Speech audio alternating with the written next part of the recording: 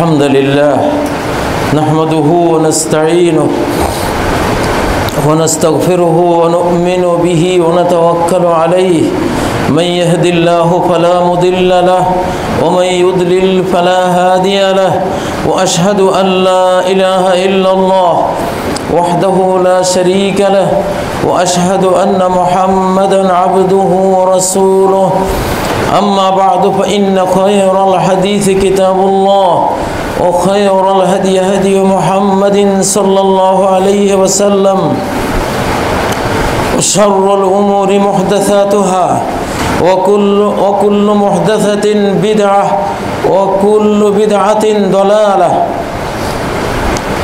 أما بعد فأعوذ بالله من الشيطان الرجيم بسم الله الرحمن الرحيم ولقد بعثنا في كل أمة رسولا أن اعبدوا الله واجتنبوا الطاغوت فمنهم من هدى الله ومنهم من حقت عليهم الضلالة ويقول عز من قائل لقد أرسلنا رسلنا بالبينات وأنزلنا معهم الكتاب والميزان ليقوم الناس بالقسط ويقول عز من قائل والذين لا يشهدون الزور وإذا مروا باللغو مروا كراما ويقول الرسول صلى الله عليه وسلم من تشبه بقوم فهو منهم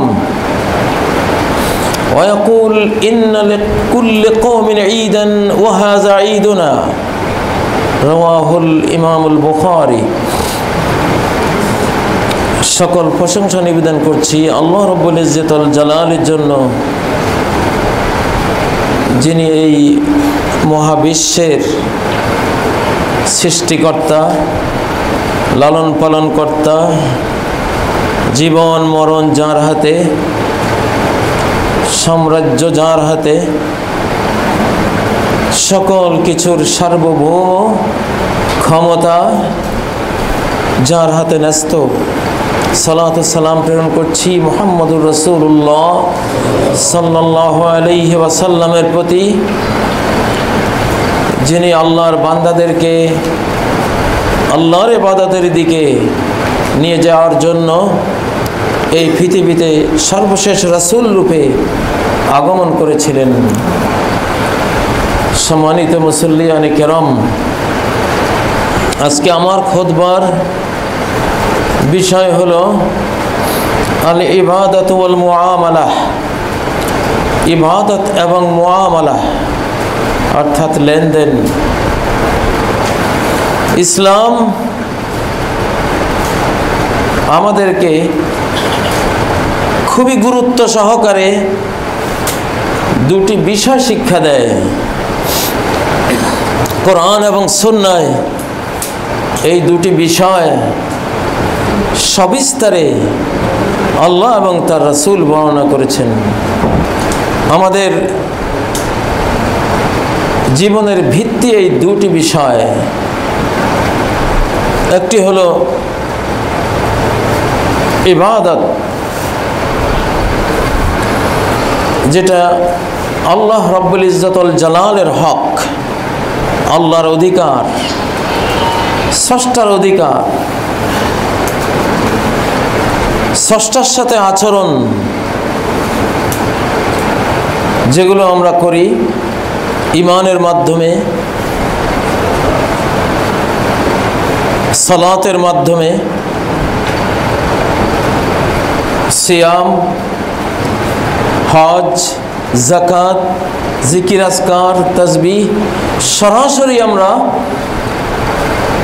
আল্লাহকে সন্তুষ্ট করার জন্য আমাদের দেহ মন দিয়ে যেই কাজগুলো করি এগুলো হলো ইবাদত। এগুলো আল্লাহর অধিকার। ইসলাম আমাদেরকে যে দ্বিতীয় শিক্ষাটি দেয় সেটি হলো মুআমালা, মানুষের সাথে লেনদেন, হক্কুল ইবাদ বা মানবাধিকার। এই দুটো যদি কারো ঠিক হয়ে যায়, আল্লাহর সাথে তার লেনদেন ঠিক, মানুষের সাথে, সৃষ্টির সাথে তার লেনদেন ঠিক, তাহলে সে জান্নাতে যাবেই ইনশাআল্লাহ। প্রথমটি সম্পর্কে সারা কোরআনে অজস্র আয়াত রয়েছে। সূরা ফাতিহার মধ্যে আমরা ইয়্যাকা না'বুদু ওয়া ইয়্যাকা নাস্তাঈন, আমরা আয়াতটি সবাই পড়ি যে আমরা আপনারই ইবাদত করি, আর কারো ইবাদত আমরা করি না। আপনার কাছেই সাহায্য প্রার্থনা করি, আর কারো কাছে সাহায্য প্রার্থনা করি না। আল্লাহর ইবাদত করা এটা দেহের বিষয়, মনেরও বিষয়। দেহের চেয়ে মনের মধ্যে ইবাদতের ভাগটা বেশি থাকে, যেটাকে আমরা নিয়ত বলি। ইন্নামাল আমালু বিন্নিয়াত। নবী সাল্লাল্লাহু আলাইহি ওয়াসাল্লাম বলেন, উপরের আমলটা, দেহের আমলটার কোনো মূল্য নাই যদি নিয়তটা ঠিক না থাকে। আর নিয়ত যদি ঠিক থাকে তাহলেই দেহের কর্মকাণ্ডের মূল্যায়ন আল্লাহ তাআলা করবেন।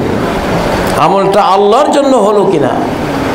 ফামান কানাত হিজরাতুহু ইলাল্লাহি ওয়া রাসূলিহি, যার হিজরত, যার দেশ থেকে, দুনিয়াতে, যার যে কোনো কর্মের অভিযান আল্লাহ আল্লাহ রাসূলের দিকে হবে, ফাহুয়া ইলাল্লাহি ওয়া রাসূলিহি, সেটা আল্লাহর দিকে গেছে, রাসূলের দিকে গেছে বলেই পরিগণিত হবে, সে আল্লাহর কাছে সুফল পাবে। আর যদি এর বিপরীত হয় তাহলে সে এর সুফল পাবে না। আমাদের জীবনের সবচেয়ে মূল্যবান জিনিস হলো আল্লাহর সাথে ব্যক্তিগত সম্পর্কগুলো, যেটা ইবাদত, সালাত, সিয়াম, যাকাত, হজ, জিকির, আজকার, এই ইবাদতগুলো ওই সম্পর্ক রচনা করে দেয়। যে আল্লাহকে যত বেশি সেজদা দিবে, আল্লাহর সামনে গোলাম হয়ে দণ্ডায়মান হবে, তার ইবাদত যে যত বেশি করবে সে তত বেশি আল্লাহর ভালোবাসা টেনে আনবে।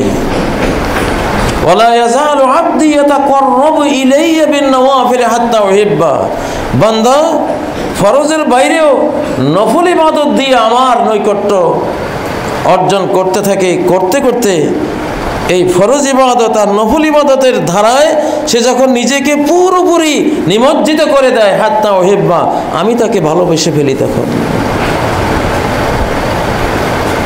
ইবাদত মানেই আল্লাহকে ভালোবেসে তার সামনে দাঁড়ানো, ভালোবাসাবিহীন দাঁড়ানো, এটা ইবাদত নয়। ভালোবাসাবিহীন রুকু, এটা রুকু নয়। ভালোবাসাবিহীন সেজদা, এটা সেজদা নয়। বিনয়ও লাগে, ভালোবাসাও লাগে। ফাল হুব্বুল খাল্লি মিনাজ যুল্লি ওয়াজ যুল্লুল খাল্লি মিনাল হুব্বি লা ইউসাম্মা ইবাদা। শুধু ভালোবাসা আছে, বিনয় নেই, শুধু বিনয় আছে, ভালোবাসা নেই। অথচ ইবাদতের মধ্যে যেমন বিনয় থাকবে তেমন প্রণয়ও থাকবে, ভালোবাসাও থাকবে। দুটা হলেই এইটা ইবাদত হলো। বান্দা যখন আল্লাহকে ভালোবেসে এইভাবে ইবাদত অর্পণ করতে থাকে, তখন হাল জাযাউল ইহসান ইল্লাল ইহসান এ আয়াত চলে আসে যে ইহসানের বিনিময়ে তো ইহসান দিয়েই দিতে হয়। তুমি যখন আমাকে ভালোবাসা দিয়েছো, আমিও আমার ভালোবাসা তোমাকে দিলাম। এতদিন তুমি মুহিব ছিলে, এখন মাহবুব হয়ে গেলে। ইউহিব্বুকুমুল্লাহ, আল্লাহ তোমাদেরকে তার ভালোবাসা দেবেন। আর কোন সৃষ্টি যদি আল্লাহর ভালোবাসা এক পরমাণু পরিমাণু পেয়ে যায়, তার গোটা জীবন ধন্য হয়ে যাবে। তার কোনো পাপ, কোনো গুনাহ আর তাকে জাহান্নামে রাখতে পারবে না। আল্লাহর ওই এক কণিকা ভালোবাসার টানে আল্লাহ তাকে বের করে নিয়ে আসবেন। বন্ধুর প্রতি দয়ালু হয়, এটাই সৃষ্টিকর্তার নিয়ম, এবং তিনিও এই নিয়মেই ফলো করেন। জীবনের সবচেয়ে মহামূল্যবান সম্পদ হলো এই ইবাদত। একটু দাঁড়ানো, একটু রুকু, একটু সাজদা, একটু জিকির। ওয়াল বাকিয়াতুস সালিহাতু খায়রুন ইনদা রাব্বিকা সাওয়াবান ওয়া খায়রুন আমালা। প্রতিদান চাও, বিনিময় কিছু পেতে চাও,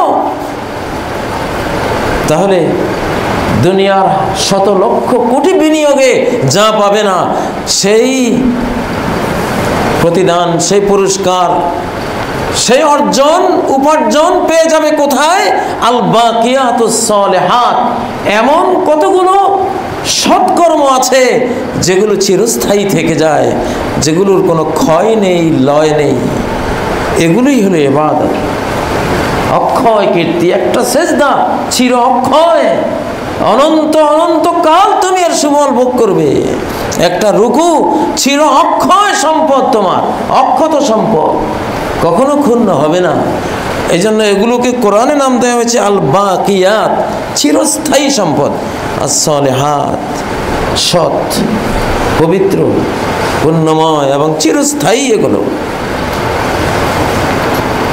এক করোনায় দেখলাম দুনিয়ার পুঁজি, কলকারখানার ব্যবসা বাণিজ্য কত ক্ষণস্থায়ী। কত কারখানার মালিক এখন পথের ভিখারি, কত বড় বড় ব্যবসায়ীরা এখন ছন্ন ছাড়া। আল্লাহ এগুলোর স্থায়িত্ব দেননি, আপনি কোত্থেকে দেবেন? আল্লাহ স্থায়িত্ব দিয়েছেন। আপনি যদি সেই ইবাদতের চিরস্থায়ী সম্পদ আপনি কিছু নিতে পারেন, এটার স্থায়িত্ব আল্লাহ দিয়েছেন, আমি তোমার এটা নষ্ট করব না। ইসলামে আল্লাহর সাথে সুন্দর সম্পর্ক গড়ে ওঠে প্রতিদিনের এক একটি সেজদা, এক একটি রুকু, একটি ইবাদতের মাধ্যমে, এক একটি তাসবিহ, এক একটি সুবহানাল্লাহ, আলহামদুলিল্লাহ, লা ইলাহা ইল্লাল্লাহ, আল্লাহু আকবারের মাধ্যমে আল্লাহর সাথে এক গভীর সম্পর্ক গড়ে ওঠে। যে বুঝে, না বুঝলেও হবে, কিন্তু যিনি বুঝে বুঝে এগুলো বলবেন, ইবাদত সম্পন্ন করবেন, তিনি যে পর্যায়ে যেতে পারবেন, বুঝহীন ব্যক্তি অতটুকু যেতে পারবে না। ফাইজা আহবাবতুহু কুনতু সামআহু আল্লাযী ইয়াসমাউ বিহি। ইবাদত করতে করতে বান্দা আমাকে ভালোবেসে বারবার আমাকে ডাকে, আমাকে সেজদা দেয়, আমার সামনে দাঁড়ায়। এইভাবে করতে করতে ফরজ আর নফলে মিলিয়ে আমি তাকে ভালোবেসে ফেলি। যখন ভালোবেসে ফেলি, কুনতু সামআহু আল্লাযী ইয়াসমাউ বিহি, আমি তার কান হয়ে যাই, যে কান দিয়ে সে শোনে। অর্থাৎ আমি যা শুনতে ভালোবাসি, এই বান্দাও সেটাই ভালোবাসে। সে যা শুনতে ভালোবাসে, আমিও তাই শুনতে ভালোবাসি। আমার কাছে যেটা শ্রুতি মধুর, তার কাছেও সেটা শ্রুতি মধুর হয়। তার আর আমার শ্রবণের বস্তুগুলো, বিষয়গুলো এক হয়ে যায়। আবার সে যা শুনতে ভালোবাসে, আমিও তা ভালোবাসি।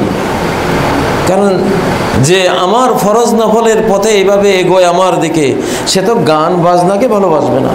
সে অবশ্যই আমার পথেই চলমান হয়ে আমারগুলিকে সে ভালোবাসবে। আর এই রঙে রঙিন হতে হতে সেও এমন হয়ে যায়, তার কাছে পূর্ণময় শ্রুতি ছাড়া আর কিছু ভালোই লাগে না। তখন আমিও তো একটা ভালোবাসি, সেও আমারটা ভালোবাসি। ও বাসারাহুল্লাযী ইউবসিরু বিহি, আমি তার চক্ষু হয়ে যাই, যে চক্ষু দিয়ে সে দেখে। আল্লাহু আকবার। অর্থাৎ আমি যা দেখতে ভালোবাসি, সেও তাই দেখতে ভালোবাসে। যা দেখতে আমি ভালোবাসি না, সেও তা দেখতে ভালোবাসি না। আমাদের আগের যুগে এই বাংলার জমিনেরই আমরা মুসলিমদেরকে দেখতাম, কোনো একজন মহিলা যদি একটু বেপরদায় বাইরে গিয়েছেন, তখন সিংহের মতো গর্জন, এবং তার ঠিকানা নিয়ে তার বাড়িতে গিয়ে হাজির হয়েছে যে তোমাদের কুল নাসি এই মহিলা এইভাবে বেহায়ার মতো বাইরে গিয়েছে, তোমরা কোথায়? আমরাও দেখেছি। আমাদের মুরব্বীরা যখন ঘর থেকে বের হতো, তখন ওই বাড়িতে, ওই এলাকায় কোনো মহিলা আছে বলে মানুষ বুঝতো না। এমনভাবে মহিলারা সাইড হয়ে যেত, পালিয়ে যেত, ঘরের ভেতর চলে যেত। আল্লাহ সেটাই পছন্দ করেন। আল্লাহ তাআলা ওয়াজআলা বাইনাকুম মাওয়াদ্দাতান ওয়া রাহমাহ, আল্লাহ তাআলা একটা প্রেম সৃষ্টি করেছেন হৃদয়ের মাঝে আর একটা দয়া, এবং এই দুইটা স্থাপন করেছেন কোথায়? স্বামী স্ত্রীর ঘরের ভিতরে। প্রেম কানুন হলো স্বামী স্ত্রীর ঘর, যেখানে তারা দুজন থাকবে, তাদের সন্তান সন্ততিরা থাকবে, পরিবারের সদস্যরা থাকবে। প্রেম প্রীতি এটা ঘরের বিষয়, রাস্তাঘাটের বিষয় না। প্রেম প্রীতির যেহেতু পাত্রী হলো মা জাতি, নারী জাতি, এরা যদি বাজারে ছুটে প্রেম প্রীতি বাজারের দিকে ছুটবে, এরা যদি রাস্তাঘাটে ছুটে ভালোবাসা রাস্তাঘাটের দিকে ছুটবে, কারণ এদের বৈশিষ্ট্য তো। এই জন্য এদেরকে আল্লাহ স্থাপন করেছেন ওয়াকরনা ফি বুয়ুতিকুন্না, ঘরে থাকো। সমাজ বিজ্ঞান তোমাদেরকে রূপ, লাবণ্য, সৌন্দর্য, আকর্ষণ, রমণীয়তা, কমনীয়তা সব দিয়েছি, একটা ঘর সাজাবে, মমতার ঘর, মমতার গৃহ। তুমি মমতাজ, তুমি মমতা তৈরি করো ঘরের ভেতরে, সেই মমতা থেকে উপকৃত হবে গোটা মানব জাতি। প্রত্যেক ঘরে ঘরে মমতার চর্চা হবে, সে আচরণের সুফল শিশুরা, স্বামীরা, স্ত্রীরা, শ্বশুর শাশুড়িরা, সেখানে যারাই থাকে সবাই ভোগ করবে। এরা যখন ঘর থেকে বের হবে একরাশ মায়াবী এবং রহমতের, স্নেহের সুঘ্রাণ নিয়ে বাইরে যাবে। বাইরে গিয়ে রুক্ষ আচরণ করবে না, কারোর সাথে বেয়াদবি করবে না, কাউকে কষ্ট দেবে না, কারণ সে মায়ার খনি থেকে বেরিয়ে এসেছে। মায়ার লেশ তার থেকেই যাবে বহুদূর। আজকে এগুলোকে আমরা রাস্তাঘাটে নিয়ে গেছি। যাই হোক, বান্দা আল্লাহর ইবাদতের পথে চলতে চলতে এতটা ভালোবাসা পেয়ে যায় যে আল্লাহ তার চক্ষু হয়ে যায়, যে চক্ষু দিয়ে সে দেখে। ওয়ায়াদাহুল্লাতি ইয়াবতিশু বিহা, তার হাত হয়ে যায় যে হাত দিয়ে সে ধরে। মানে যা ধরা আমি পছন্দ করি সেও তাই পছন্দ করে, যেটা স্পর্শ করা আমার কাছে ঘৃণা লাগে এটা তার কাছেও ঘৃণা লাগে। ওয়ারিজলাহুল্লাতি ইয়ামশি বিহা, আমি তার পা হয়ে যাই যে পা দিয়ে সে হাঁটে। আল্লাহু আকবার। মানে যেদিকে চলা, যেদিকে যাওয়া আমার কাছে ভালো লাগে, সেদিকে চলা, সেদিকে যাওয়া তার কাছেও ভালো লাগে। চাওয়া পাওয়া এক হয়ে যায়। আমার তার দুই বন্ধুর চাওয়া পাওয়া এক হয়ে যায়। এ হ্যাঁ বললে ও হ্যাঁ বলে, না বললে ও না বলে। দোস্ত চল না আজকে নদীর কূলে ঘুরে আসে, চল, কোনো কথা নাই। চল আজকে চিড়িয়াখানায় যাই, হ্যাঁ যাও। চল আজকে অমুক মসজিদে যাবো, খুতবা শুনি, চলো যাই। এটাকে বলে বন্ধুত্ব।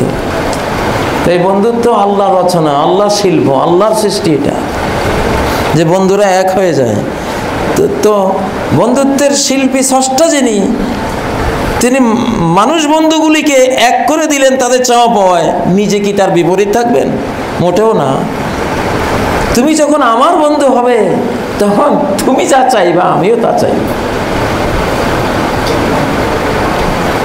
তুমি তোমার জীবনের ৬০-৭০ বছর আমি যা চাই বেশি করে এটা চাও, এখানেও এরপরে তুমি যা চাইবা আমিও সেটা চাইবো। আর অনন্তকালের জান্নাতে ওয়ালাকুম ফিহা মা তাশতাহিহিল আনফুস ওয়া তালাজ্জুল আয়ুন, সেখানে তো তোমার চোখে যা ভালো লাগবে সাথে সাথে আমারও ভালো লাগবে, আমি হাজির করব। তোমার কাছে যা সুস্বাদু মনে হবে আমি সেটা অনুভব করব, সাথে সাথে তোমাকে আমি সেটা সাপ্লাই করে দেব। এটাই তো বন্ধুত্ব। ইসলামে আল্লাহর ইবাদত এটা কোনো বাহ্যিক একটা আচরণের নাম না, এটা খুব ডিপ, গভীরে মনের একেবারে গহীন জগতে অবস্থানকারী একটা চেতনা, একটা ভাব, একটা ঈমান। একটা ভক্তি যেটা দেহের অঙ্গ প্রত্যঙ্গে প্রকাশ পায়। তাহলে আমরা কি পেলাম? যে ধর্মকে বিশ্লেষণ করলে দুটাই পাওয়া যায়, একটা হলো স্রষ্টার সাথে সম্পর্ক ইবাদতের মাধ্যমে, আর একটা হলো সৃষ্টির সাথে সম্পর্ক লেনদেনের মাধ্যমে। দুইটার সমান মূল্য মূল্যায়নের ক্ষেত্রে। আসকালু শাইইন ফিল মিজানি, নেকি বদীপ মাপের যে পাল্লা কিয়ামতের ময়দানে থাকবে, আল্লাহর তাকওয়ার পরে সেই পাল্লায় সবচেয়ে ভারী হবে আল খুলুকুল হাসান, মানুষের সাথে আমার আপনার করা সুন্দর ব্যবহারগুলি। আল্লাহু আকবার। পৃথিবীতে আর আছে কি? আপনি স্রষ্টার সাথে সুন্দর আচরণকারী, আপনি সৃষ্টির সাথে সুন্দর আচরণকারী, আর তো কিছু লাগে না আপনার। গোটা ধর্মে দুইয়ের ভিতরে চলে আসে। সেজন্যই তো নবীজি বললেন যে আলা মান জালাতু যাহরাহু ফাহাজা যাহরি ফালইয়াস্তাকিদ মিনহু, যার পিঠে আমি কখনো বেত্রাঘাত করেছি আল্লাহর হুকুমে, সে যদি কষ্ট পেয়ে থাকে আমার পিঠ হাজির, আসো আমার পিঠে সেই বেত্রাঘাত দিয়ে তুমি তোমার প্রতিশোধ নিয়ে নাও। আল্লাহু আকবার। একজন এসেছিলেন, ইয়া রাসূলুল্লাহ, আমি একদিন বদরের যুদ্ধের দিনে আপনি খোঁচা মেরেছিলেন, আমি কাতার থেকে একটু বাইরে ছিলাম, আমি কষ্ট পেয়েছিলাম, আজকে আমি প্রতিশোধ নেব। নবীজি পিঠ যখন খুলে দিলেন, তো সে একটা চুম্বন করলো নবী সাল্লাল্লাহু আলাইহি ওয়াসাল্লামের পিঠে, যে আমি ভেবেছিলাম ইয়া রাসূলুল্লাহ যে আপনার পিঠে বা আপনার শরীরের সাথে একটু টাচ হয়ে যদি আমি এই পৃথিবী থেকে বিদায় হই, আমার আর আফসোস নাই। কত সুন্দর আচরণ নবী সাল্লাল্লাহু আলাইহি ওয়াসাল্লামের। মান আখাযতু মালাহু ফাহাযা মালি ফালিআখুয মিনহু, আমি যদি কারো সম্পদ নিয়ে থাকি, এ আমার সম্পদ, আমি হাজির করলাম, রেডি, তুমি তোমার পাওনা নিয়ে নাও। আল্লাহু আকবার। আমি যদি কারো ইজ্জত হরণ করে থাকি, আজকে তুমি তোমার প্রতিশোধ নাও। এটা কেউ মনে করো না যে ইন্নী আখাফুস শাহনা, যে এটা করতে গেলে, প্রতিশোধ নিতে গেলে আপনি যদি আবার আমাকে ঘৃণা করেন। খবরদার, ইন্নাশ শাহনা লাইসাত মিন শানি ওয়ালা খুলুকি, কাউকে ঘৃণা করা, বিদ্বেষ পোষণ করা এই জীবনে আমার চরিত্রে, মনে, স্বভাবে কখনো ছিল না।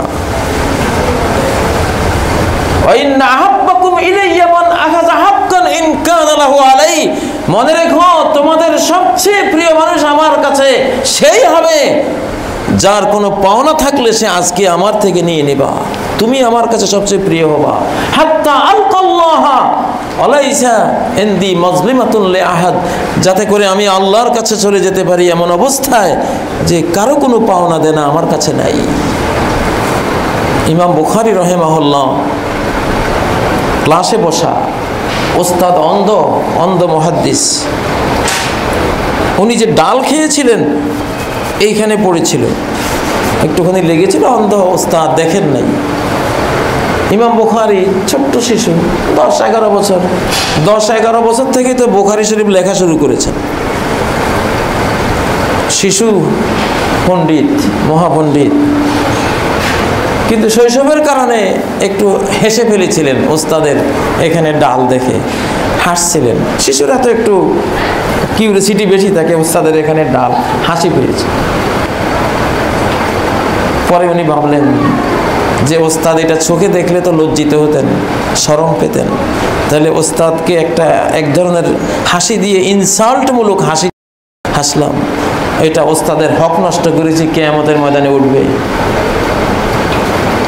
পরে এক সময় ওস্তাদের কাছে গিয়ে সুন্দরে বুঝিয়ে মাপ চেয়ে এনেছেন। ওস্তাদ, আপনি দেখেননি, কিন্তু আমার এই হাসি এসেছিল আপনার ডাল দেখে, আপনি আমাকে ক্ষমা করে দেন।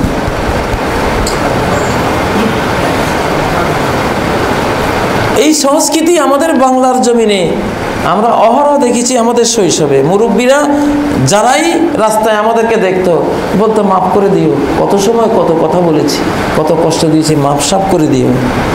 এটা কমন ছিল, মানুষ বয়স্ক হলেই এ ক্ষমা চেয়ে নিত। কত বুদ্ধিমান ওরা, কত জ্ঞানী। আসলে মাপ নিয়ে গেছে, কারণ একবার তো আপনি ক্ষমা করে দিলে। আমি আপনার পুকুরের মাছ চুরি করেছি, আপনার একদিন লাউ চুরি করেছি, আপনার একদিন কুমড়া খেয়েছি, এত কিছু তো বলার দরকার নেই। গ্রামে থাকলে 10 জন 10 জনেরটা এভাবে খায়। ভাই কত সময় কত খেয়েছি, নিয়েছি, বলেছি ভাই মাপ সাপ করে দিই, ঠিক আছে মাফ করে দিলাম, আপনিও মাফ করে দেন। সবই গেল, কেউ জানলো না, টেরও পেল না যে আমি কি নিয়েছি আর উনি কি নিয়েছে, কিন্তু মাপ তো হয়ে গেল, আলহামদুলিল্লাহ, মাপটা তো হয়ে গেল। তো আল্লাহর ইবাদত, সম্মানিত মুসল্লিয়ানে কেরাম, আল্লাহর ইবাদতের মাধ্যমে আল্লাহর সাথে সম্পর্ক রচিত হয়। আমরা আগে থেকেও জানি, আজকের খুতবার বিষয় বস্তুর মধ্যে এটা একটা পার্ট। এখন ইবাদত তো সবাই করে, আল্লাহকে পাওয়ার জন্যই করে। পৃথিবীর কোনো ধর্ম নাই যে ধর্মে আল্লাহকে পাওয়ার কোনো ইবাদত নাই। ধর্ম মানেই আল্লাহ কেন্দ্রিক, এবং সেখানে ইবাদত বন্দেগী থাকে, প্রেয়ার থাকে, পূজা পার্বণ যার যার মতো করে। আমাদের চেয়েও ঢের বেশি ইবাদত করে গির্জায়, মন্দিরে, ফেগোডায় কত ধর্মগুরুরা। খ্রিস্টান ধর্মযাজকদের ঘর নাই, সংসার নাই, হাট নাই, বাজার নাই, সারা জীবন গির্জার মধ্যে সন্ন্যাসী বেশে তারা থাকে। অরহবানিয়াতান ইবতাদাউহা মা কাতাবনাহা আলাইহিম ইল্লা বিতিগা রিদওয়ানিল্লাহ। রহবানিয়াত, সন্ন্যাস ব্রত, সন্ন্যাসী হয়ে যাওয়া, সংসারী না হয়ে সন্ন্যাসী হয়ে যাওয়া, জাহান্নাম থেকে বাঁচার জন্য, জান্নাত পাওয়ার জন্য, আল্লাহকে সন্তুষ্ট করার জন্য। এটা আমি ফরজ করিনি, তোমরা এটা ফরজ করেছো। খ্রিস্টানরা এটা নিজেদের উপর ফরজ করে নিয়েছে, আমরা সন্ন্যাসী হব। ধর্মগুরুরা হাজার হাজার সংখ্যা এখনো আছে। উদ্দেশ্য কি? জাহান্নাম থেকে বাঁচায়, জান্নাত পাওয়া। মন্দিরে মন্দিরে দেখবেন ঠাকুর, ব্রাহ্মণ, তারা ইবাদত বিশেষজ্ঞ, ইবাদত করায়, পূজা করায়, কত রকমের অনুষ্ঠান, কত কিছু করায়। ধর্ম মানে সেখানে ইবাদত আছেই। কিন্তু দুঃখজনক হলো এই পৃথিবীতে ভুল ইবাদতের মাধ্যমে মানুষ সবচেয়ে বেশি জাহান্নামে যাবে। অল্প মানুষই নাস্তিকতার কারণে জাহান্নামে যাবে, কারণ নাস্তিকের সংখ্যা এমনিই কম, নাস্তিক হওয়া সম্ভবও নয়। যারা নাস্তিক বলে দাবি করে এরা হলো জোর জবরদস্তি দাবি করে। এরা ভিতরে সবাই বুঝে যে আল্লাহ ছাড়া উপায় নাই। এরাও এক বিমানবন্দর থেকে আরেক বিমানবন্দরে নামার আগ পর্যন্ত উড়োজাহাজে বসে বসে সুবহানাল্লাযী সাখখারা লানা হাযা, এটা ঠিকই পড়ে। যদি মুসলমানের কথা, যেটা আমিও মনে মনে বিশ্বাস করি, যদি সেটাই হয়, দরকার কি দোয়া কালাম পড়েই উঠি, সমস্যা হতেই তো পারে। আর সাইক্লোনের সময় কোনো নাস্তিক থাকে না। সাইক্লোনের, টর্নেডোতে, শীতর আইলে যারা পড়ে, নাস্তিকরাই বরং বেশি ওলি আল্লাহ হয়ে যায় তখন। এটা কোরআনে আছে, ওই যা ওয়াশিয়াহুম মাওজুন কাযুলালি দাউল্লাহ মুখলিসিন লাহুদ্দিন। যখন পাহাড়ের মতো, পর্বতের মতো কোনো ঢেউ তাদেরকে আচ্ছন্ন করে বসে, দাউল্লাহ, তখন সব ভুলে গিয়ে, নাস্তিকতা, শিরিক সব ভুলে গিয়ে আল্লাহর কাছে দোয়া করতে থাকে। এবং কিরকম দোয়া? মুখলিসিন লাহুদ্দিন, একেবারে খাঁটি মুখলিস, পিউরিটি এবং নির্বেজাল ইবাদত বন্দেগী, ডাকাডাকি যা আছে সব আল্লাহকে দেয়। কিন্তু যখন পাড়ে যায় তখন বলে যাক, কয়দিনের জন্য হায়ারটা পাইলাম, খাওয়া দাওয়া ফুর্তি করো, তো এটা মস্ত বড়। এই এমন এমন হলো নাদান মূর্খ। তা ইবাদত করে সবাই, খ্রিস্টানরা, ইহুদিরা, ইসরায়েলের ইহুদি যারা রিব্বি, ইহুদি আলেম, সারা দিন তাওরাত নিয়ে এইভাবে ঢুলে ঢুলে, ওরা দাঁড়াইও পড়ে, আমি দেখছি এইভাবে করে। এই জন্য ওই হেফজোখানায় যে হাফেজ সাহেবরা পোলাপানকে এইভাবে পড়া, এটা ঠিক না। এটা একটা ছন্দ এসে যায় পড়তে পড়তে, কিন্তু এটাকে ব্রেক করতে হবে। এটা ইহুদিদের স্বভাব। ইহুদি শব্দের অর্থই হলো নড়াচড়া করা, স্পন্দন করা। এরা এইভাবে ঢুলে।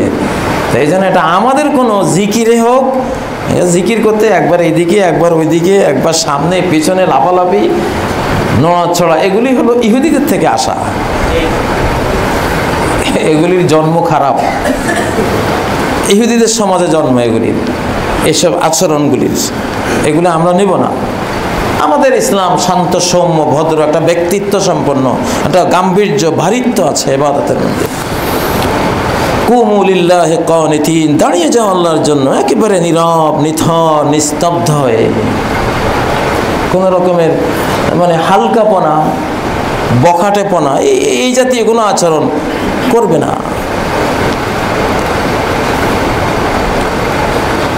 আচ্ছা, এখন আমরা হলাম এমন একটা জাতি, পৃথিবীতে আমাদের মিশনে হলো লেনুখরিজাল ইবাদ মিন ইবাদাতিল ইবাদ ইলা ইবাদাতি রাব্বিল ইবাদ। আমরা এই পৃথিবীতে আগমন করেছি মানুষকে মানুষের ইবাদতের ভিতর থেকে বের করব, সৃষ্টির পূজা থেকে বের করে স্রষ্টার ইবাদতের দিকে নিয়ে যাব। এটা মুসলিম উম্মার মিশন, মুসলিম উম্মার প্রতিটি সন্তানের মিশন এবং ভিশন এটা হবে।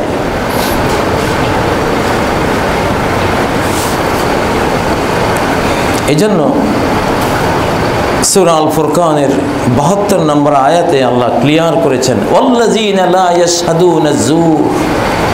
ইবাদুর রহমানদের গুণ বৈশিষ্ট্য বর্ণনা করতে করতে লাস্টের দিকে আল্লাহ গিয়ে বলছেন, ওয়াল্লাযীনা লা ইয়াশহাদুনা যুর, যারা মিথ্যা অনুষ্ঠানে, কোনো মিথ্যে আয়োজনে হাজির হয় না, দেখতে যায় না, শুনতে যায় না। তাবেঈনরা, সাহাবীদের ছাত্ররা এই আয়াতের ব্যাখ্যায় বলেছেন যে এই মিথ্যে আয়োজন হলো পূজা পার্বণ। আল্লাহর ইবাদতের বাইরে যত পূজা পার্বণ আছে এগুলি সব মিথ্যাচার। কারণ যাদেরকে ইবাদত দেয়া হচ্ছে, মিথ্যা কিভাবে, যাদেরকে ইবাদত দেয়া হচ্ছে এরা মাবুদ না কেউ, এরা সব আল্লাহর গোলাম, আল্লাহর সৃষ্টি। এদেরকে ইবাদত করাও এক মিথ্যা, এদের বান্দা হও মিথ্যা বান্দেগী, এদের মাবুদ হও মিথ্যা মাবুদত্ব। ফেরাউন যেমন নিজেকে মাবুদ দাবি করেছে, মিথ্যাচার করেছে, আনা রব্বুকুমুল আলা বলেছে, পরে কি হলো, মাবুদও মারা গেল, বান্দাও একই কায়দায় মারা গেল আল্লাহর হাতে। ইবাদত করলেই হবে না, ইবাদতের মধ্যে জাল আছে, আর্টিফিশিয়াল আছে। এখন এই জাল আর্টিফিশিয়াল ইবাদত থেকে নিজেকে বাঁচাতে না পারলে শয়তান জাল ইবাদত দিয়ে আপনার গোটা জীবনটা খেয়ে ফেলবে। জীবন শেষে দেখবেন কিছুই নেই। ধরুন একজন মানুষ, সে নোট সঞ্চয় করছে, টাকার নোট। এখনো গ্রামে গঞ্জে অনেকেই কলসির ভিতরে, এটা সেটার ভিতরে টাকা জমায়। বছরের পর বছর জমাতে জমাতে শত শত কোটি টাকা জমিয়ে ফেলল।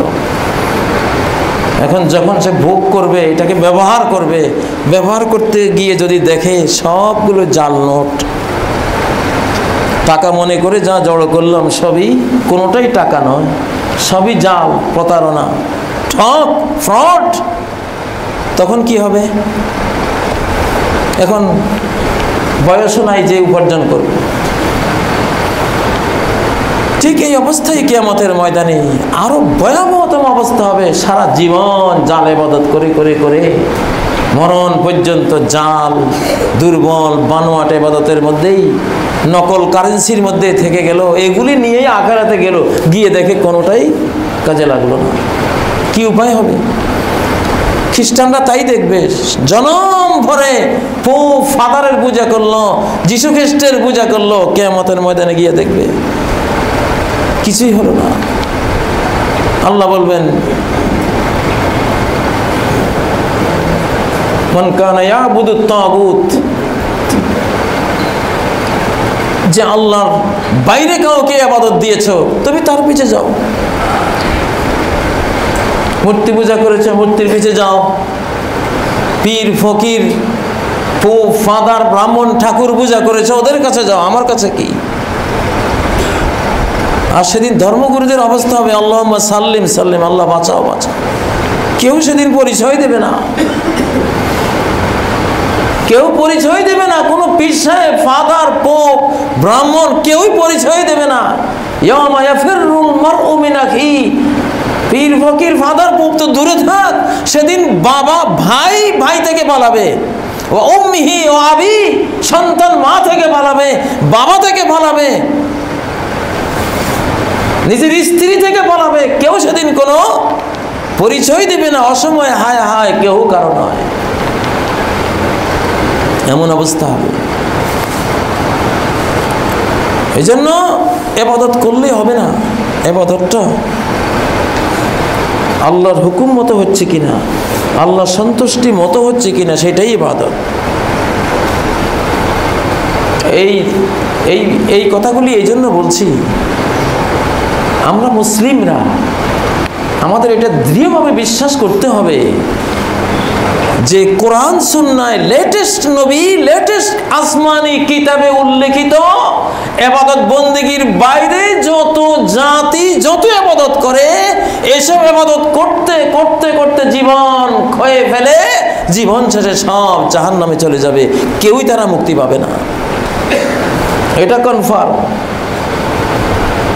ইসলামের বাইরে আরো বৃহত্তর 5টি ধর্ম সহ যত ধর্মের মানুষেরা যত প্রকারের আচার আচরণ, পূজা পার্বণ, ইবাদতের আয়োজন করুক না কেন, সব করে করে তাদের শেষ ফল জাহান্নাম। উজুহু ইয়াউমাইযিন খাশিআহ, সেদিন কত চেহারা ভয়ে ভীত সন্ত্রস্ত হয়ে থাকবে। আমিলাতুন নাসিবাহ, অথচ দুনিয়াতে কত আমল করেছে, কত ইবাদত বন্দেগী করেছে, কত ক্লান্তি শ্রান্তি ভোগ করেছে, কষ্টের বোঝা টেনেছে ইবাদত বন্দেগী করতে করতে, জীবন ভরে সন্ন্যাসী, জীবন ভরে ধর্মগুরু থেকেছে, ভুল ধর্মের, পরিণাম জাহান্নাম। এই জন্য কোনো মুসলিম কোনো অমুসলিমের পূজা পার্বণে গিয়ে কংগ্রাচুলেশন, ধন্যবাদ, আপনাদের জন্য মোবারকবাদ, এটা যদি দেন, তাহলে আপনি রহমানের বান্দাদের কাতারে আর থাকলেন না। আপনি জেনে বুঝে কিছু অসহায় মানুষের ক্ষতি করলেন, অবুঝ মানুষের ক্ষতি করলেন। একজন নেশা করছে, বাবা খাচ্ছে, ইয়াবা খাচ্ছে, আপনি বললেন থ্যাঙ্কস, কংগ্রাচুলেশন, ধন্যবাদ, মোবারকবাদ, বাবা তুমি যা খাচ্ছ খুব খুশি হলাম তোমার এই খাবার দেখে, এইভাবে খেতে হয় বাবা, খাও। আপনি কি বন্ধু না শত্রু?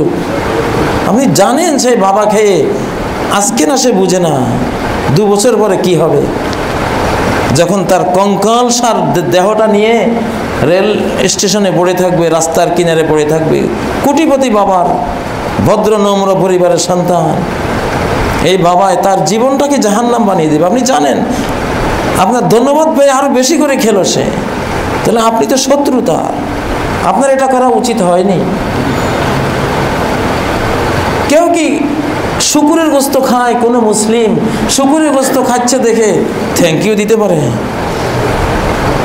আপনার এই শুকুরের গোস্ত খাবার দিনে আমি আপনার মঙ্গল কামনা করছি, আপনার এই ভক্ষণ মুবারক হোক, এটা কেউ বলতে পারে? অসম্ভব।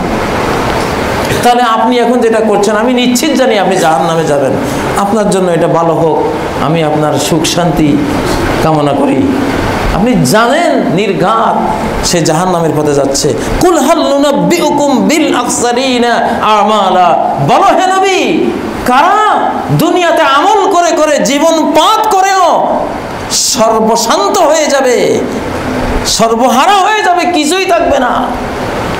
আমি বলবো ওদের সংবাদ তোমাকে, আল্লাযীনা দাল্লা সাইয়ুহুম ফিল হায়াতিদ দুনিয়া, দুনিয়ার জীবনে তারা যত আমল করেছিল, পরকালে স্বর্গের আশায়, কিছু পাবার আশায়, সবই গেল। ওয়াহুম ইয়াহসাবুনা আন্নাহুম ইউহসিনুনা সুনআ, তারা তো ধারণা করছে তারা এই কাজটা এমনি করছে না, এই পূজা পার্বণ এমনি করছে না, তাদের একটা ভুল ধারণা যে তারা খুব ভালো কাজ করছে। আবু জাহাল বলছে, মুহাম্মদ তুমি জান্নাতে যাবা শুধু, আর আমরা যাব না? কি ভাবছো, তোমার চেয়েও কি কম আল্লাহর ওলি আমরা? মা না'বুদুহুম ইল্লা লিয়ুকাররিবুনা ইলাল্লাহি যুলফা। আল্লাহর কসমে মুহাম্মদ, এই যে মূর্তি পূজা করি, বাইরে দেখতে দেখা যায় যে মূর্তি পূজা করতেছি, আসলে আল্লাহকেই পূজা করতেছি। এগুলি ওসিলা, এগুলি আমাদের মাধ্যম, উদ্দেশ্য তো আল্লাহ।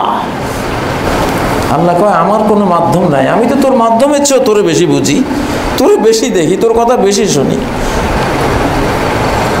গ্রামের লোকের কথা সরকার জানে না, কারণ সরকার তাকে চিনে না। সেই জন্য চেয়ারম্যান ধরে, মন্ত্রী ধরে, এটা ধরে সেটা ধরে, সরকারের কাছে কথা শোনা, কারণ সরকারের ক্ষমতা নাই তাকে বুঝার, তাকে শোনার। সরকার থাকে রাজধানীতে, সে তাকে অজপাড়া গায়ে কীভাবে শোনে? আল্লাহ কি সেরকম? আল্লাহ তো তোমার চেয়েও তোমাকে আরো বেশি বুঝেন।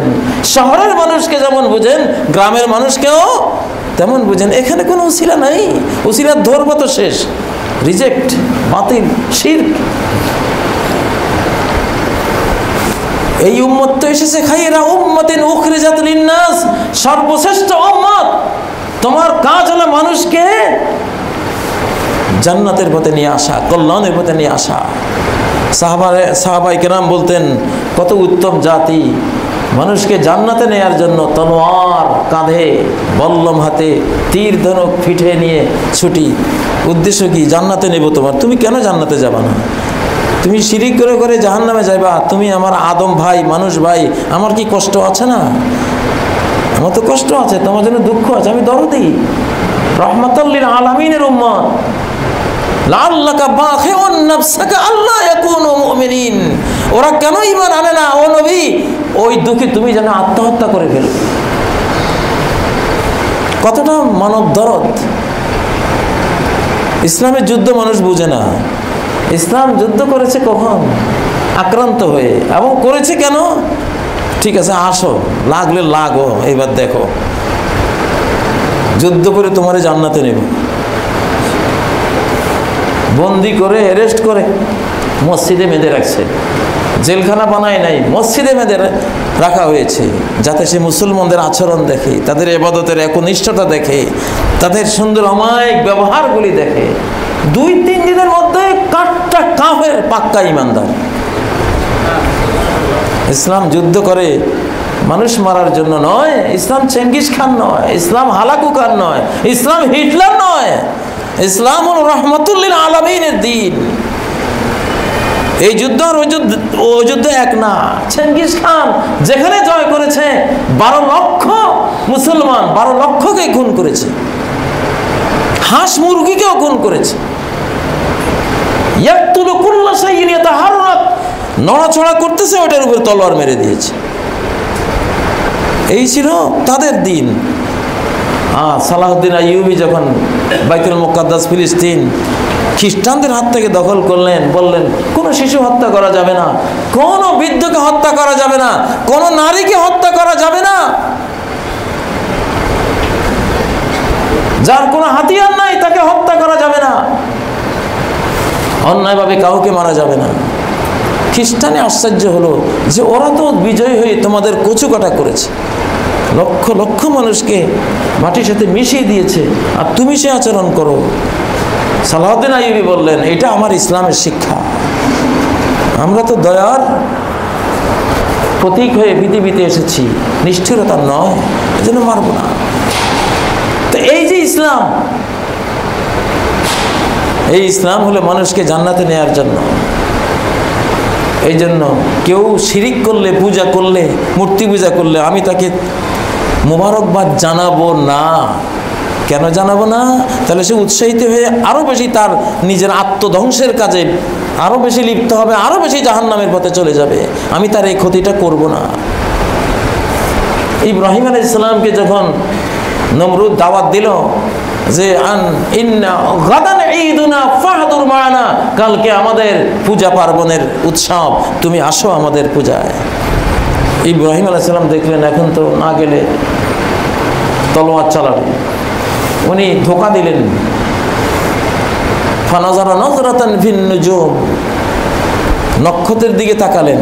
ওরা যেহেতু জ্যোতিষী ছিল, ওরা জ্যোতিষশাস্ত্র বিশ্বাস করতো, মনে করতো পৃথিবীতে যা হয় এগুলি চাঁদে করে, সূর্যে করে, নক্ষত্রেরা করে।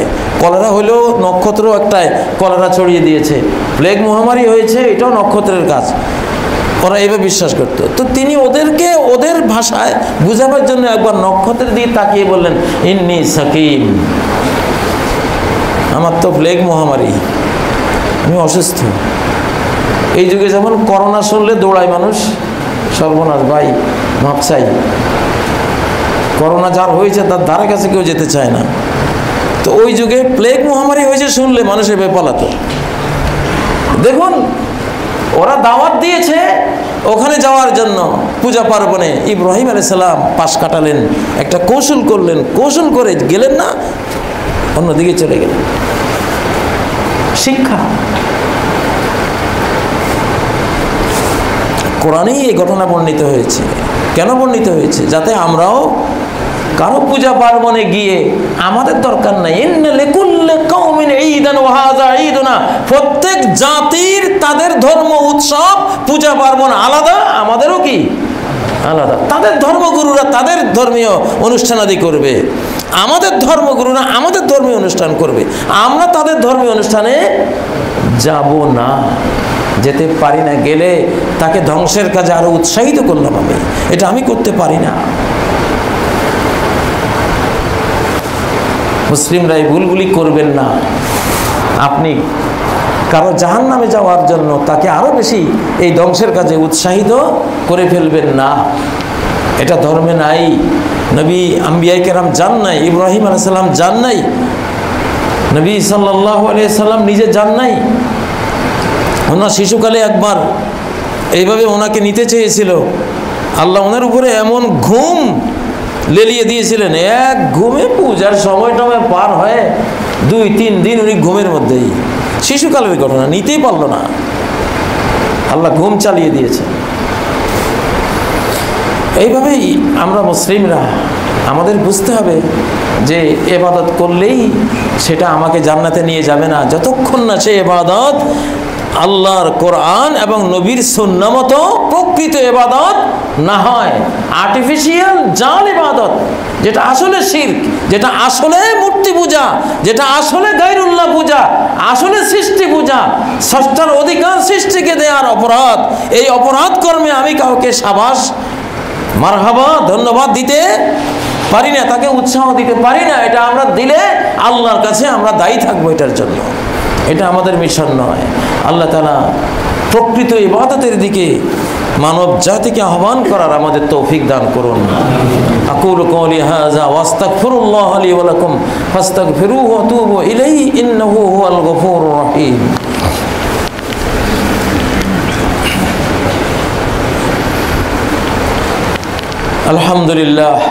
আলহামদুলিল্লাহিল ওয়াহিদিল আহাদ الفرد الصمد الذي لم يلد ولم يولد ولم يكن له كفوا أحد. ثم أما بعد فأعوذ بالله من الشيطان الرجيم. بسم الله الرحمن الرحيم. إن الله وملائكته يصلون على النبي يا أيها الذين آمنوا صلوا عليه وسلموا تسليما. اللهم صل على محمد وعلى آل محمد كما صليت على إبراهيم وعلى آل إبراهيم إنك حميد مجيد. اللهم بارك على محمد وعلى آل محمد كما باركت على إبراهيم وعلى آل إبراهيم إنك حميد مجيد. عباد الله اتقوا الله.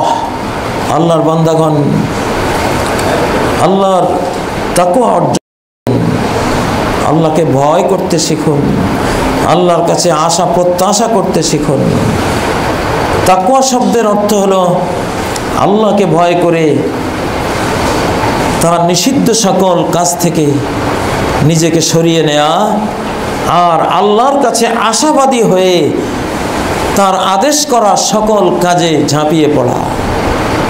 তার নিষিদ্ধ কাজগুলো থেকে বাঁচাও তাকওয়া, তার পক্ষ থেকে আদিষ্ট কাজগুলো করাও তাকওয়া, তার নিষিদ্ধ কাজগুলো থেকে বাঁচা, এটাও ইবাদতের সবচেয়ে বড় একটি পর্যায়।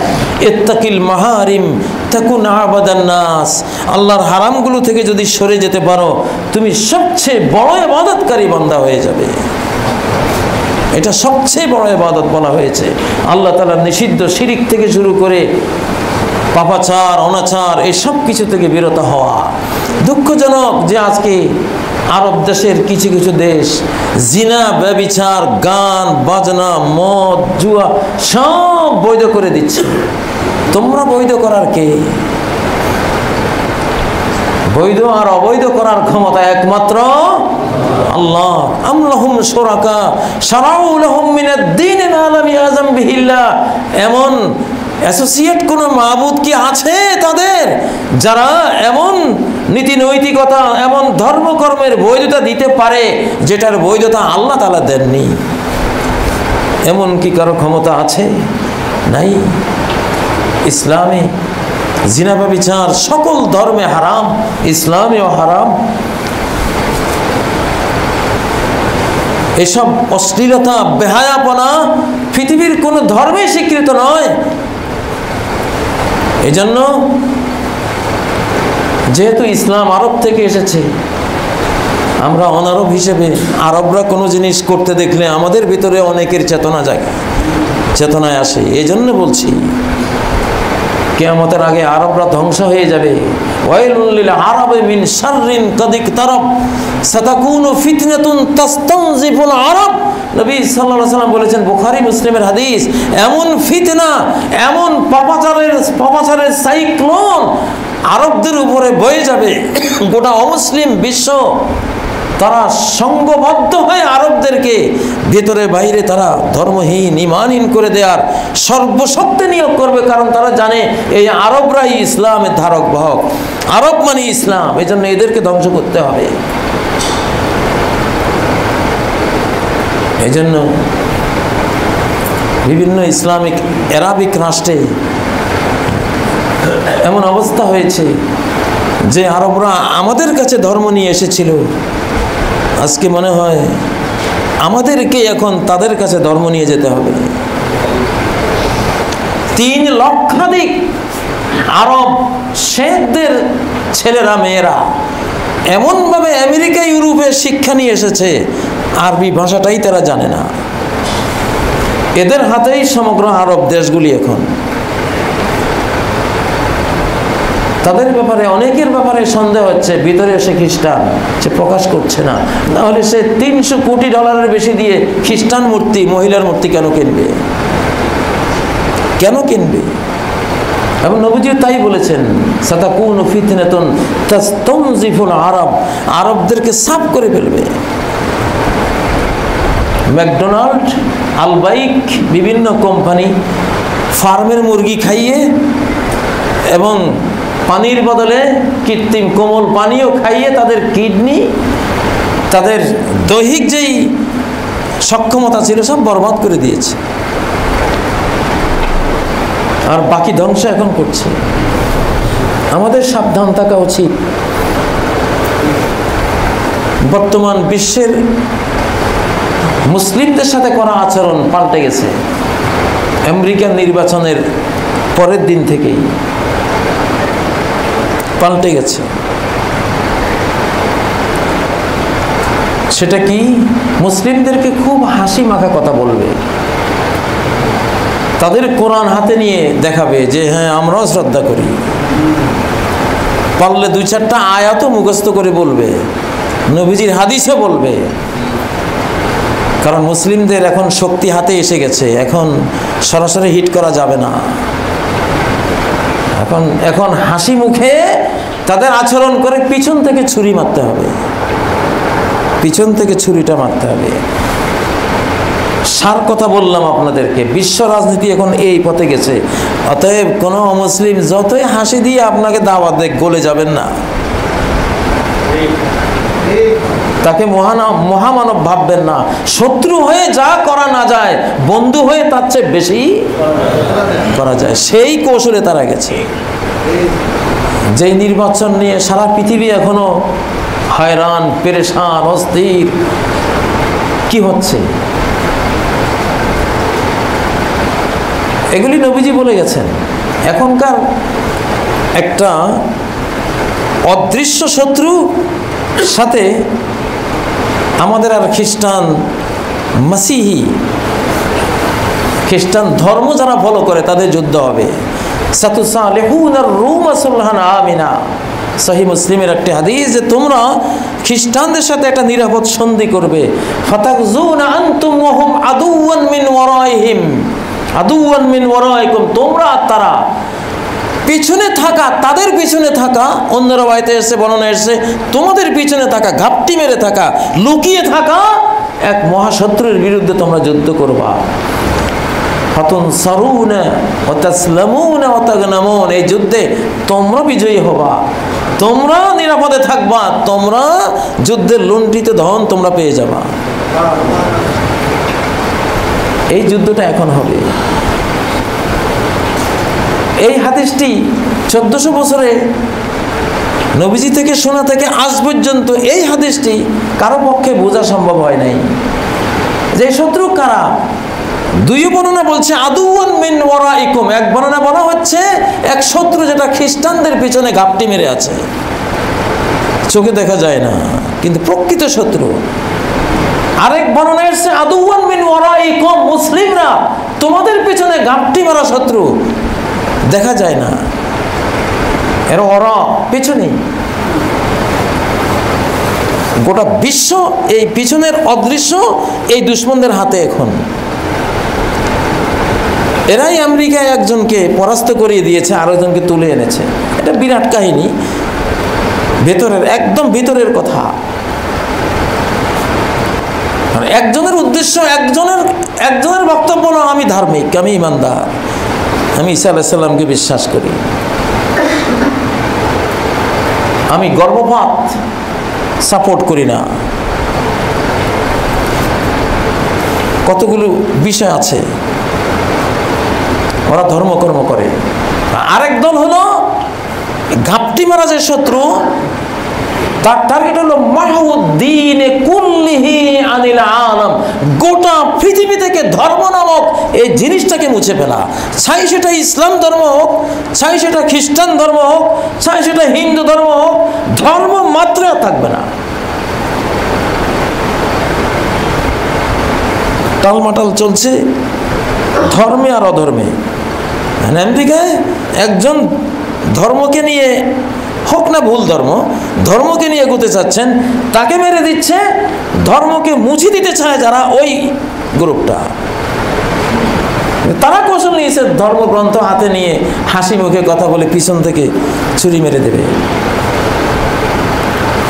এই সময়ে মুসলিম নেতা, আমি কোরআন সুন্নাহর আলোকে যেহেতু বলছি, এই বক্তব্যগুলো অনেক নেতাদের কাছে, রাষ্ট্রপ্রধানদের কাছেও ক্লিয়ার নাও থাকতে পারে। তারাও তাদের বাহ্যিক হাসি, আপনি কাউকে আঘাত করলে সে যদি হেসে দিয়ে চলে যায় আপনার সামনে থেকে, সে আপনাকে খুন করবে। আর যাকে আঘাত করেছেন সেও 2-4টা আপনাকে দিয়েছে, চলে গেছে, আপনি মনে করবেন যে নিরাপদ, আমি সেভ, এই লোক বেশি কিছু করবে না। ইতিহাসে বহু আমরা দেখেছি, বহু ঘটনা আমরা পড়েছি, যারা সামনে হাসি দেয় শত্রু, এরাই বেশি মারে, বেশি আঘাত করে। এটা ভয়ঙ্কর, মারাত্মক বেশি। হাসিতে আমরা ভুলে যাই, তাদের তো আর্টিফিশিয়াল দক্ষ হাসি, তারা হাসতে জানে, আপনি বুঝতে পারবো না যে হাসির ভিতরে কি আছে। যাই হোক, বর্তমান ধর্ম আর অধর্মের এই লড়াইয়ে আমরা জয়ী হব ইনশাআল্লাহ। আমাদের সাথে খ্রিস্টান ধর্মের, ভুল ধর্ম হলেও তারা ধর্মকে মানে, এরা থাকবে। এই গ্রুপটা নবীজি বলছেন ফাতুনসারুনা ওয়া তাসলামুনা ওয়া তাগনামুন, 3টা জিনিস পাবে: বিজয়, নিরাপত্তা, গনিমত। 3টাই তোমরা পেয়ে যাবে। পরে আবার যুদ্ধ হবে, সেটা মুসলিম খ্রিস্টান, সেটা অন্য, কিন্তু এখনকার পর্ব হলো এইটা। তা বিশ্ব পরিস্থিতি সামনে রেখেই আমাদের মূল্যায়ন করতে হবে, বুঝতে হবে অনেক কিছুই পর্দার অন্তরালে ঘাপটি মারা জিনিস এখন আছে, স্যাবোটাজকারীরা আছে, স্যাবোটিওররা আছে। বলেই দিই আপনাদেরকে, এখন ওরা খুল্লুম খোলা, এরা হলো আসহায়না ওয়াল মাসুনি, আরবিতে বলে যে গোপন শত্রু, খ্রিস্টানদেরও শত্রু, মুসলিমদেরও শত্রু, সকল ধর্মের শত্রু। এই গোপন শত্রুকে আরবিতে বলে আসহায়না ওয়াল মাসুনিয়া, জায়োনিস্ট এবং ফ্রিমেশন। জায়োনিস্ট, ফ্রিমেশন, যাদের টার্গেটই হলো পৃথিবী থেকে ধর্মকে মুছে ফেলা এবং কোনো বিবাহ থাকবে না, সব হায়াওয়ান জানোয়ার, সিগাল কুকুরের মতো। ঠিক এই জন্য আরব কিছু কান্ট্রিকে ওরা বাছাই করে নিয়েছে, ওখানে আইন পাস করে নিয়েছে অলরেডি। পুরুষ পুরুষকে বিয়ে করবে বিশ্বব্যাপী, নারী নারীকে বিয়ে করবে, কিছুই থাকবে না, একদম জীব জন্তু বানিয়ে ছেড়ে দেবে। তা আল্লাহ তো অমাকার আল্লাহু খায়রুল মাকিরিন, ওরা চক্রান্ত করছে, আল্লাহ তাদের বিরুদ্ধে কৌশল তিনি করছেন, আর আল্লাহর কৌশলের সাথে তারা পারবে না, তিনি সর্বোত্তম কৌশলকারী। এমন কৌশলে মারটা দেবেন। দেখুন, তাদের একটা কৌশল ছিল করোনার মাধ্যমে গোটা বিশ্ব অর্থনীতি ধ্বংস করে দেবে, মানুষকে মহামারী আর দুর্ভিক্ষে ক্ষুধায় মানুষকে মারবে।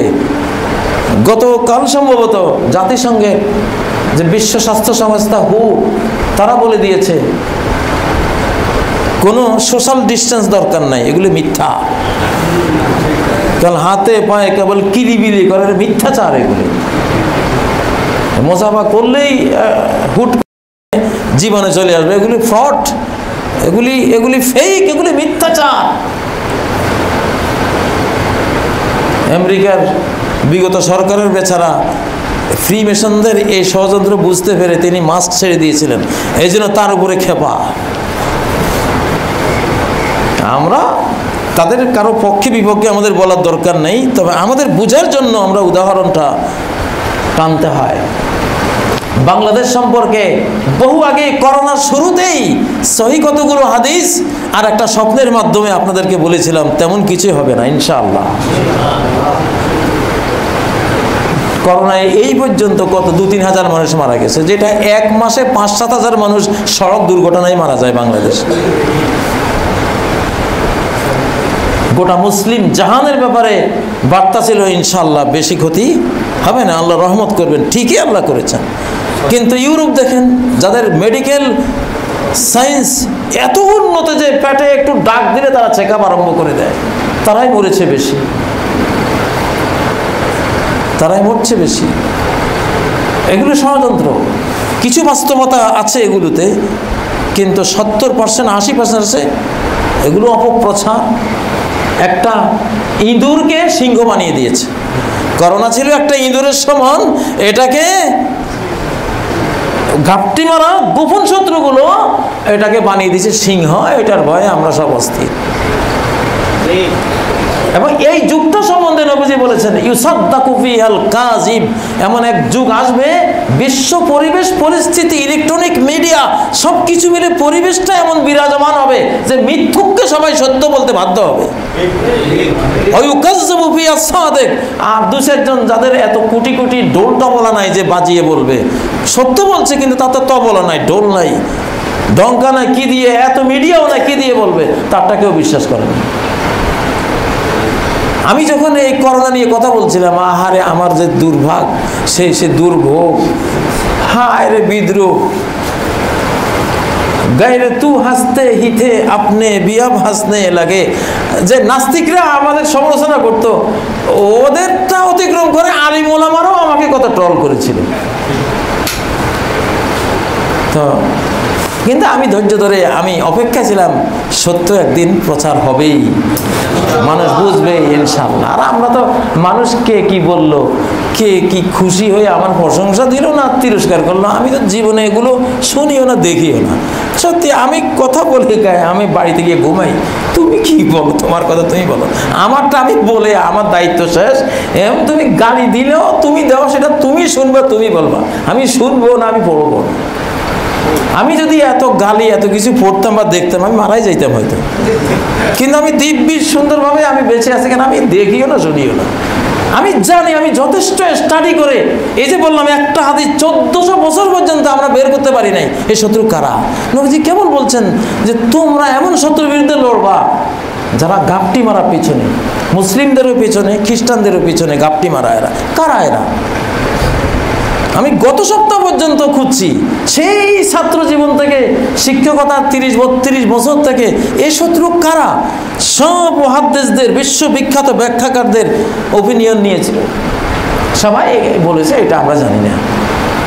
আসলে এক একটা হাদিস বোঝার এক একটা যুগ লাগে। যেই যুগের ঘটনা এটা ঘটবে সেই যুগের মানুষ বুঝতে পারবে, এর আগে কি করে বুঝবে? এখন আমরা বুঝতেছি ইনশাআল্লাহ। আল্লাহ তাআলা আমাদের জয় দিবেন, আমরা জয় হব। আমরা জেগে গেছি, আর হারবো না ইনশাআল্লাহ। আল্লাহ তাআলা আমাদের ক্ষমা করেন, মুসলিম চেতনাকে চিরজাগ্রত করেন, উদ্ধত করেন, উজ্জ্বল করেন, সুন্দর করেন। আল্লাহ তাআলা আমাদের মা বাবাকে ক্ষমা করেন। আল্লাহ বাংলাদেশকে রহমত করেন। বাংলাদেশ জনগণ, সরকার সবাইকে উন্নতির পথে, বিজয়ের পথে, প্রকৃত ইবাদত সাফল্যের পথে এগিয়ে যাওয়ার তৌফিক দান করেন। আমাদের এই মসজিদকে কবুল করেন। আল্লাহ মসজিদের অভাবগুলি দূর করে দেন। আল্লাহ তাআলা আখিরাতের কিয়ামত দিবসে ডান হাতে আমলনামা দিয়ে এই মসজিদের সকল মুসল্লি সহ বিশ্বের সকল মসজিদের মুসল্লি, ইমানদার এবং মুসলিম মুসলিমা, মুমিন মুমিনা সবাইকে জান্নাত নসিব করেন। আউযু বিল্লাহি মিনাশ শাইতানির রাজীম। বিসমিল্লাহির রহমানির রহিম। ইন্নাল্লাহা ইয়া'মুরু বিল আদলি ওয়াল ইহসান ওয়া ইতা'i যিল কুরবা ওয়া ইয়ানহা 'আনিল ফাহশা'i ওয়াল মুনকারি ওয়াল বাগি ইয়া'iযুকুম লা'আল্লাকুম তাযাক্কারুন ওয়াযকুরুল্লাহা ইয়াযকুরকুম ওয়াদউহু ইয়াস্তাজিব লাকুম ওয়া লাযিকরুল্লাহি আকবার ওয়াল্লাহু ইয়া'লামু মা তাসনাউন।